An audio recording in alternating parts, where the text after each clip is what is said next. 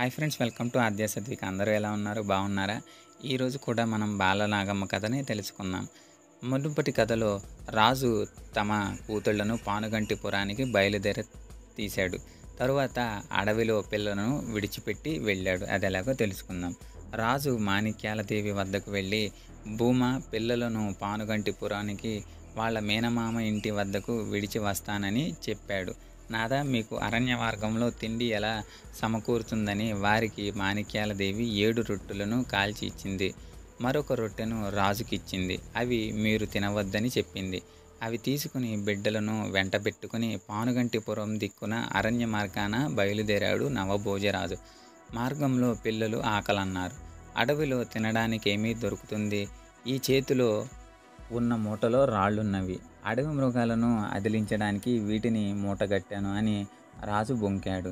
అలసి ఉన్నారు, ఇంకా చీకటి తొలగలేదు. మీ మేనమామలు వారి ఇంటిని కనుక్కోవడం సాధ్యం కాదు కనుక మనం ఇక్కడ పడుకుని తెల్లవారికి పానుగంటిపురానికి వెళదామని తండ్రి అన్నాడు.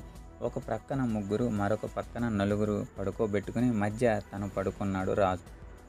వారిని నిద్రపోనించి నవభోజరాజు లేచి ఒక బూరుగుమానుని తెచ్చి బాలురు మధ్య ఉంచి దానికి తలపాగా పెట్టి పిల్లలను విడిచి వెళ్ళిపోయాడు. జాము గడిచిన వెనుక బాలురు మేల్కొని తండ్రిని లేపసాగారు. దుప్పటి తీసి చూసేసరికి తండ్రి ముద్దైపోయినారు. ఈ అడవిలో మేమెలా బ్రతకగలము అని వాపోయారు. ఈ అరణ్యంలో ఆ మొద్దుకు అంత్యక్రియలు చేశారు. ఆకలికి అలమటించిపోతున్న వారికి తల్లి భూలక్ష్మీదేవి ఆ అడవిలో ఒక అరటి చెట్టు సృష్టించింది. వాటి ఫలాలను తిని బాలురు స్వస్థత చెందారు. ఒకానొకప్పుడు బాలురు తిరుగుతుండగా అడవికి వంగదేశపు రాజు వేటకొచ్చాడు. వేటాడి అలసిపోయిన రాజుకు దాహం వేసింది. దగ్గరలో తపస్సు చేసుకుంటున్న మునిని ఆశ్రయించాడు. ఆయన కన్నులు తెరవలేదు. రాజు కోపగించి ఒక మేకను చంపి దాని రక్తాన్ని మునిపై వేశాడు.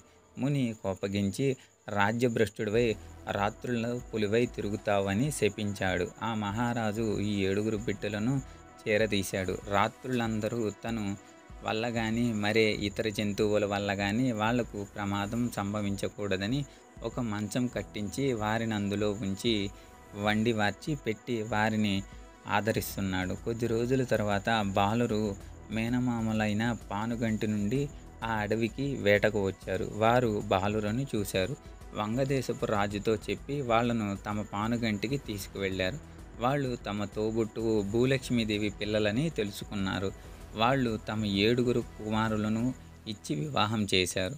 తండ్రి నవభోజరాజు పిల్లలను అడవిలో వదిలిపెట్టిన తర్వాత తాను ఢిల్లీకి ప్రయాణమయ్యాడు. ఇంతకాలానికి తమ దర్శనం రాలేదని సుల్తాను కోపంగా చూశాడు. వాళ్ళు కప్పం బాకీ ఉన్నందువల్ల కోటను స్వాధీనం చేసుకుని మాణిక్యాలదేవిని నవభోజరాజుని వెళ్ళగొట్టారు. వారు భిక్షమెత్తుకుంటూ వచ్చే భిక్షతో జీవిస్తున్నారు. అడవిలో పొల్లలు కొట్టుకుని అమ్ముకుని క్రమక్రమంగా పానుగంటి పట్టణానికి చేరుకున్నారు. పానుగంటి కోటపై మండువారులో గచ్చుకాయలు ఆడుకుంటున్న 7 ఆడపిల్లలు తండ్రి గొంతును గుర్తుపట్టి చేరదీశారు. మాణిక్యాలదేవి భర్త జాడ తెలియక అడవిలో అల్లాడుతూ ఉత్తర దిశగా వెళ్ళిపోయింది.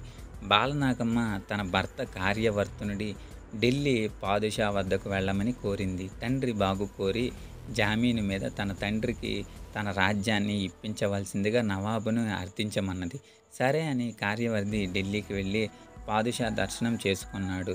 తమ మామ రాజ్యాన్ని తమ మామకిమ్మమని నవాబును ఒప్పించి ఫర్మానా తీసుకున్నాడు. మామగారిని యథాప్రకారంగా రాజ్యాధికారానికి ఇప్పించి ఆయన రాజ్యాన్ని పరిపాలించి కొంతకాలానికి కన్నుమూశాడు.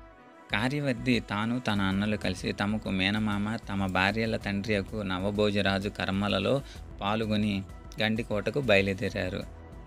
తలారి రాముణ్ణి పిలిచి బోధ చెప్పారు. కోట గుమ్మం దాటి జంగాలు వచ్చినా భోగీలు వచ్చినా పరదేశీయులు ఎవరు వచ్చినా కోట గుమ్మం దాటనివ్వవద్దని హెచ్చరించారు. ఈ రోజుకి ఈ అధ్యాయంతో ముగించి రేపు తదుపరి అధ్యాయంతో కలుసుకుందాం.